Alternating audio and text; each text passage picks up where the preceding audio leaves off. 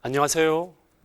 오늘은 제4과 인류의 타락과 구원의 계획이라는 주제로 함께 공부하도록 하겠습니다.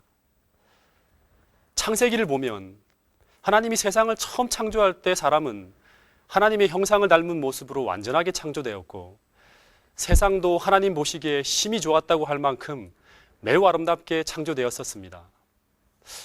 그런데 궁금한 것은 왜 그렇게 아름답게 창조되었던 세상이 오늘날 이런 눈물과 한숨으로 가득 찬 세상으로 변하게 되었을까 하는 것입니다. 그 이유를 성경은 죄 때문이라고 합니다. 그러면 더 궁금해지는 것이, 그러면 어떻게 하나님이 완전하게 만드신 이 세상에 이 죄라는 것이 들어오게 되었을까 하는 것입니다.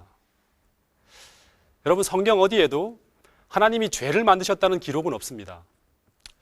그러면 죄는 어떻게 시작되었을까요? 이게 참 오묘한 그런 질문인데, 성경을 보면 죄의 시작은 인류의 시조인 아담과 하와보다 훨씬 더 오래전으로 거슬러 올라갑니다. 우리 다 같이 요한계시록 12장 7절부터 9절의 말씀을 한번 다 같이 보겠습니다. 이 말씀을 보면 하늘에서 전쟁이 있었다고 합니다. 그런데 그 전쟁은 미가엘과 그의 사자들이 용으로 더불어 싸우는 싸움이었는데, 그런데 용과 그의 사자들이 이 싸움에서 패하였다고 하는 이야기입니다. 그러면 본문에 등장하는 이 용은 누구이고, 그리고 이 미가엘은 누구일까요?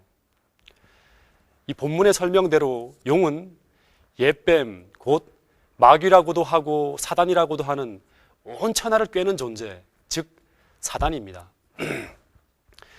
그러면 사단을 상대해 싸운 이 미가엘은 당연히 하나님의 아들이신 그리스도를 가리키겠죠. 그럼 더 궁금해지는 것이 뭐냐 그러면, 왜 하늘에서 이런 전쟁이 나게 되었을까 하는 것입니다. 또 이 사단은 어떤 존재이길래 감히 하나님의 아들과 싸우게 되었을까요? 이것을 설명해 주는 성경절이 바로 에스겔 28장 14절부터 15절에 나오는 말씀입니다. 여기 보면, 너는 기름 부음을 받은 덮는 그룹이며 내가 너를 세우매 내가 하나님의 성산에 있어서 화강석 사이에 왕래하였었도다. 내가 지음을 받던 날로부터 내 모든 길에 완전하더니 마침내 불의가 드러났도다 라고 적혀 있습니다. 이 본문 말씀을 보면 이 사단의 하늘에서의 본래 신분은 하나님을 가장 가까이에 섬기던 그룹 천사였다고 합니다. 그런데 이 본문을 보면 그렇게 완전하고 아름다웠던 천사에게 무슨 일인지 모르지만 이 불의가 나타났다고 합니다. 여러분, 이 불의란 죄를 말하는 것인데, 그러면 이 천사에게 드러난 이 불의란 무엇일까요? 바로 이것입니다. 이사야 14장 12절부터 14절에 보면, 너 아침의 아들 계명성이여 라고 합니다. 이 아침의 아들 계명성은 바로 사단이 하늘에서 가졌던 이름, 즉 우리가 잘 아는 루스벨이라는 이름입니다. 그런데 그에게 나타난 이 불의라 함은 본문의 말씀을 보면 이 피조물인 그가 어느 날 자기의 지위를 만족하지 않고 이런 생각이 들었다는 것입니다. 내가 내 마음에 이르기를, 내가 하늘에 올라 하나님의 뭇별 위에 나의 보좌를 높이고 싶다는 것입니다. 이 말씀은 다시 말하면 내가 지극히 높은 자인 창조주 하나님과 동등될 만큼 높아지고자 하는 마음이 생겼다는 것입니다.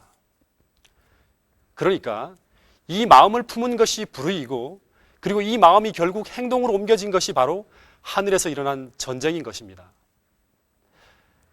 그러니까 원래 사단이 존재한 것이 아니라 하나님의 천사가 하나님을 대적하는 반대편에 섰을 때 이 천사가 바로 하나님의 대적자인 사단이 된 것입니다. 여러분, 하나님의 통치와 사랑을 더 이상 신뢰하지 않고 하나님으로부터 분리되어 스스로 하나님처럼 되어보려는 이 교만이 바로 하늘의 평화를 깨어버린 죄입니다. 죄는 이렇게 시작되었습니다. 그런데 더 궁금해지는 것이 뭐냐 그러면, 어떻게 완전하게 창조된 천사의 마음에 어떻게 이런 불의한 마음이 품겨졌는가 하는 것입니다.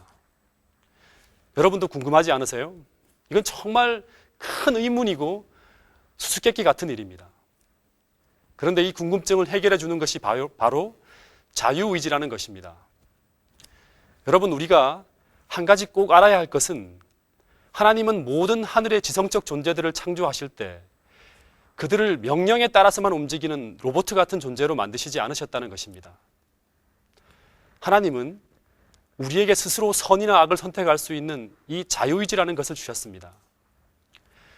그래서 하나님은 우리가 억지로 하나님을 따르는 것이 아니라 스스로 선과 악을 선택할 수 있는 이 자유의지를 가지고 그분의 선하심과 사랑을 깨닫고 이해하여 스스로 하나님을 선택하며 순종하기를 원하셨습니다.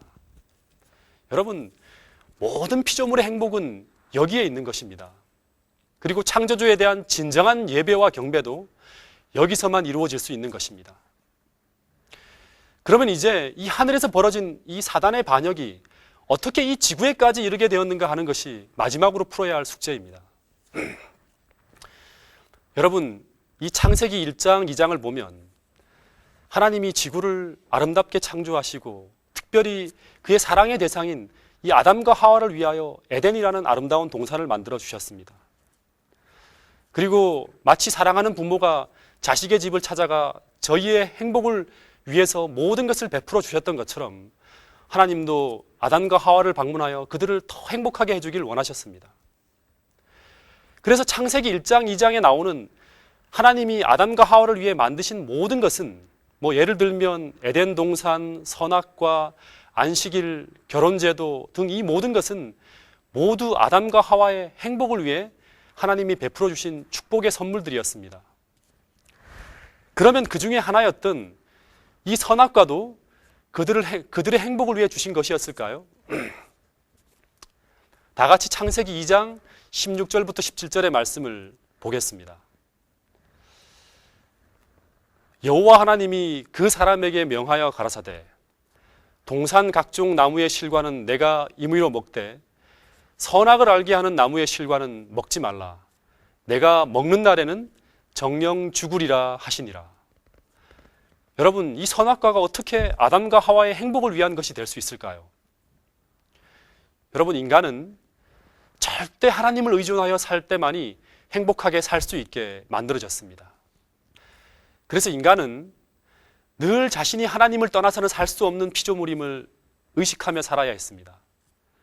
그래서 하나님은 인간이 모든 것을 다 취할 수 있고 건들 수 있지만 이 하나님이 만물의 소유주, 곧 주인이라는 것을 기억나게 하는 이 하나만은 만질 수 없게 하신 것입니다. 그래서 선악과는 하나님과 사람 사이의 관계, 즉 다시 말하면 만물의 주인과 소유주가 하나님이라는 것을 기억나게 하는 나무가 바로 이 선악과였습니다. 그래서 이 나무는 인간을 하나님께 붙들어매는 사랑의 줄과 같은 것이었습니다. 그러나 불행하게도 창세기 3장을 보면 아담과 하와는 결국 이 사단의 유혹에 넘어가 그 선악과를 따먹게 됩니다. 그리고 이 불순종의 결과 이제 인류는 죄로 기울어지고 불행과 고통이 이르게 됩니다. 여러분, 그런데 이런 불행은 결코 하나님께서 인간을 창조할 때 계획하신 일은 아니었습니다. 그러나 하나님께서 이 세상을 창조하실 때 인간이 이렇게 범죄할 것을 미리 아셨을까요? 물론입니다. 전지하신 하나님께서 인간이 범죄할 것과 이 세상이 죄로 말미암아 사망과 고통으로 가득 차게 될 것을 미리 내다보시고 이런 일이 벌어질 경우를 대비하여 인간을 구원할 계획을 세우셨습니다. 이것을 우리는 구속의 큰 계획, 즉 구속의 경륜이라고 부릅니다. 그것은 바로 인간이 범죄하고 타락하였을 때 성자 하나님께서 몸소 인간의 형체를 입으시고 인류를 대신하여 십자가의 죽으심으로 말미암아 인류가 죄에서 구속되고 영원한 생명을 얻게 하시려는 계획입니다. 이 계획은 창세전에 만들어졌던 계획이었는데 이제 인류가 범죄하자 그 비밀이 공개되어졌습니다. 이것이 창세기 3장 15절에 나오는데 창세기 3장 15절을 보면 예수 그리스도께서 여자의 후손인 인간으로 태어나 우리 죄를 대신하여 십자가에 달려 돌아가실 것과 그리고 사단의 권세는 이 여자의 후손에 의해 깨어지고 그리고 이 구속의 경륜을 받아들이는 모든 인류는 죄의 파멸에서 구원하실 것이라는 계획과 약속입니다. 여러분, 우리가 이 아름다운 계획과 약속을 믿고 받아들이면 우리는 이 선악의 대쟁투에서 의의 편에 서게 될 것이고 그리고 주님이 승리하신 그 영원한 승리에 참여하게 됩니다. 이 아름다운 사랑과 구속의 계획을 이해함으로 말미암아 이 놀라운 계획을 감사히 받아들이시고 결국 주님과 함께 영원한 승리에 참여하는 여러분과 제가 되시기를 간절히 바랍니다. 여기까지 제4과 인류의 타락과 구원의 계획에 대한 강의를 함께 하셨습니다. 여러분에게 도움이 되었기를 바랍니다. 다음 시간 제5과에서는 하나님의 사랑과 그리스도의 탄생이라는 제목으로 함께 공부하겠습니다. 감사합니다.